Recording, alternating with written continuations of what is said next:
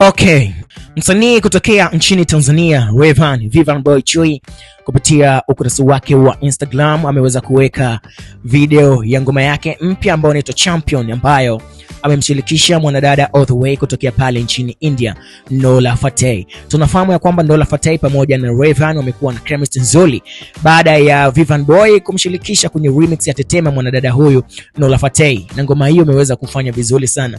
For this time around I'm speaking kwamba tayari wameshafanya ngoma nyingine ambayo inaitwa Champion, na tayari paka mdau audio imeshakamilika pamoja na upande wa video, na sasa hivi watu wameonekana kusubiria kwa hamu sana video hii ama tracking hii hapa, kazi mpya kati ya Vivian Boy pamoja na Nola Fateh, kwa sababu wameonekana hawa watu wawili wanaonekana kuwa na chemistry nzuri kabisa na ushirikiano wa hali ya juu. Nola Fateh ni miongoni mwa wasanii kutoka pale India wanafanya vizuri, na kama tunakumbuka Nola Fateh kwa kombe la dunia mwaka huu 2026 aliweza kuwa katika miongoni mwa wasanii ambao wameenda kufanya zile open ceremony katika mashindano haya ya kombe ya dunia. Lakini bila kusahau msanii Vivian Boy Chui naye aliweza kupata nafasi hiyo pale Toronto kuhakikisha kwamba anafanya ufunguzi wa mkesha wa mashindano hayo ya kombe la dunia.